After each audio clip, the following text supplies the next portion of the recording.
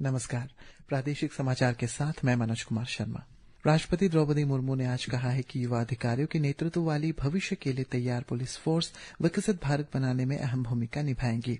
राष्ट्रपति ने ये बात नई दिल्ली में Indian police service 77RR 2024 batch के प्रोबेशनर्स को संबोधित करते हुए कही। राष्ट्रपति ने कहा है कि युवा अधिकारियों को ये याद रखना चाहिए कि मुश्किल हालात से निपटते समय भी वे वही चुने जो नैतिक हो और सही और निष्पक्ष तरीकों का पालन करे। विदेश मंत्री डॉक्टर एस जयशंकर ने कहा है कि दुनिया को आतंकवाद के खिलाफ जीरो टॉलरेंस दिखानी चाहिए, इस बात पर जोर देते हुए कि ये खतरा ग्लोबल शांति और स्थिरता के लिए सबसे बड़े खतरों में से एक है। उन्होंने ये बात आज मलेशिया के कुआलालंपुर में 20वें ईस्ट एशिया समिट को संबोधित करते हुए कही। उप मुख्यमंत्री चाउना मेन ने आज नामसाई में नॉर्थ ईस्ट स्टूडेंट्स ऑर्गेनाइजेशन की जनरल काउंसिल मीटिंग के उद्घाटन सत्र में भाग लिया। युवाओं को देश की ताकत कहते हुए उन्होंने एक सोशल मीडिया पोस्ट में लिखा है कि उन्हें यह देखकर बहुत खुशी हुई कि पूरे नॉर्थ ईस्ट से स्टूडेंट्स लीडर्स और युवा प्रतिनिधि शिक्षा और रोजगार से लेकर सांस्कृतिक संरक्षण और क्षेत्रीय एकता जैसे विभिन्न मुद्दों पर चर्चा करने के लिए एक मंच पर आए हैं।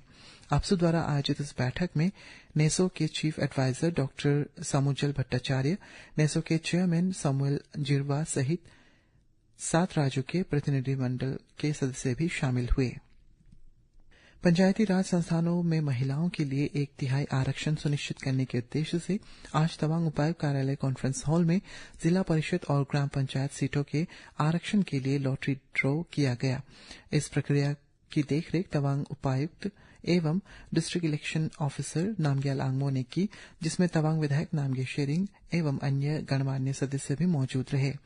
कार्यक्रम को संबोधित करते हुए उपायुक्त ने जोर देकर कहा है कि ये ड्रॉ गवाहों और सभी स्टेक होल्डर्स की मौजूदगी में पारदर्शी तरीके से किया गया है। ड्रॉ की शुरुआत जिला परिषद सीटों के आरक्षण से हुई और इसके तहत जिले की 6 जिला परिषद सीटों में से 2 सीटें तवांग और जेमिथांग दुदुखार महिलाओं के लिए आरक्षित की गई है।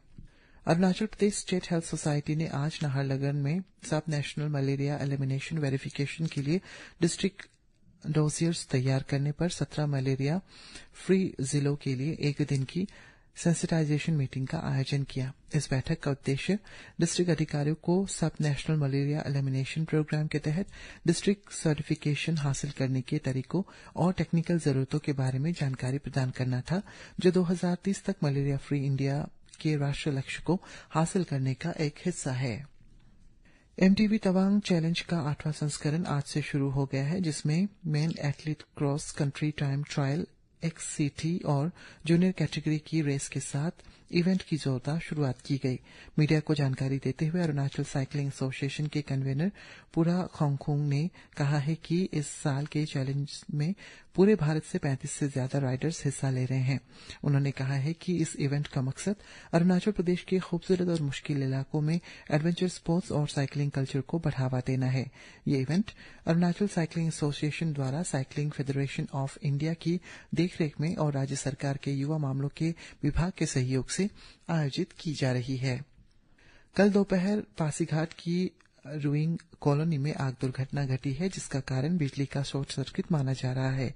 Pasighat deputy SP Ayub Boko ने कहा है कि इमरजेंसी रिस्पॉन्डर्स और स्थानीय लोगों की सहभागिता से आग पर तुरंत काबू पा लिया गया, जिससे आसपास के घरों को बचाया जा सका है। उन्होंने कहा है कि किसी के घायल होने की कोई सूचना नहीं मिली और आगे की जांच अभी जारी है। इस बीच डिप्टी एसपी ने ईस्ट सियांग जिले के लोगों से सूखे के महीनों में आग के खतरों से सावधान रहने की अपील भी की। और कल सियांग ट्रस्ट ने ईस्ट सियांग जिले के मेबो सब डिवीजन के रेलिंग में एक फ्री हेल्थ कैंप का आयोजन किया, जिसमें सीनियर सिटीजन सहित कुल 55 मरीजों के स्वास्थ्य की जांच की गई। कैंप में free blood pressure test, sugar test, glycated HB test, ECG, lipid profile और निःशुल्क दवाइयां भी प्रदान की गई।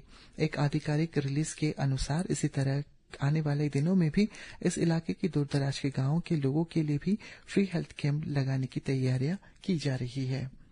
इसी के साथ ये समाचार बुलेटिन समाप्त हुआ। नमस्कार।